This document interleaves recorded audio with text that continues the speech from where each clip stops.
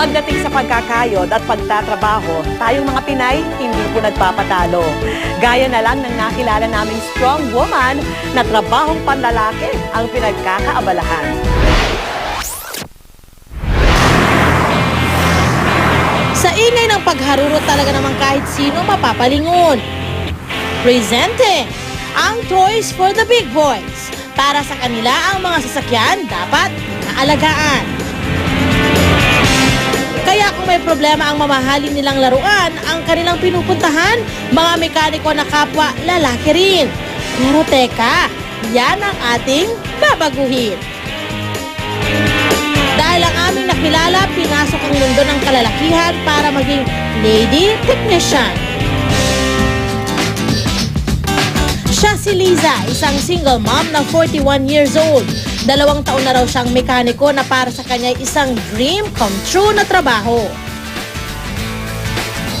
Ang talaga pong gusto ko ay maggumawa ng isang sasakyan at iyon talaga ang gusto ng loob ko. Kaya iyon talaga ang tinarget kong kunin na pag-aralan. Sa mga gawaing datay panlalaki lang, game na game siyang nakikipagsabayan kahit pa sa buhatan. Ang ginagawa po namin, kung ano yung mga ibang ginagawa ng mga kasamahan kong lalaki. Sa pag-check up ng sasakyan, pagpapalit ng langis, paglilinis ng preno, at paggawa ng aircon. Papalit kami ng gulong, ma'am. Bali, kung kailangan, required dun sa check-up na inutos sa amin. Musmus pa lang daw si Liza, imbis na mga manika, mga laruang sasakyan na ang umakit sa kanya. Mula sa pagiging food server, nag-aral ng automotive si Liza.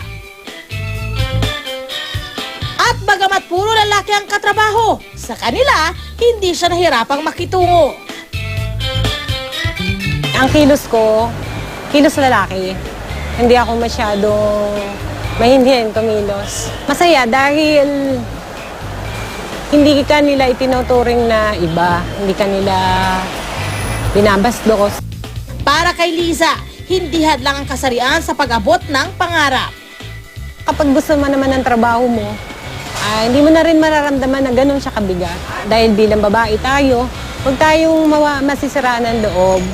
Kung hanggat kaya natin, sana magpupursige tayo, hindi lang para sa pamilya natin, kundi para sa sarili natin. Kaya sa pag-arangkada ni Liza sa trabaho, hanga sa kanya ang ibang mga empleyado. Kasi parehas na sila ng ordinaryong technician na lalaki na siya, parehas yung sa examen, parehas yung level nila. Ang kwento ni Liza, inspirasyon sa ating mga kababaihan. Kaya naman kung nagmamaneho, mabuti nang may alam sa pagto-troubleshoot ng sasakyan. At yan mismo ang ituturo sa atin ng ating mommy mechanic. Ang kanyang tutulungan, si Pam na hopeless daw pagdating sa mga problema sa kotse.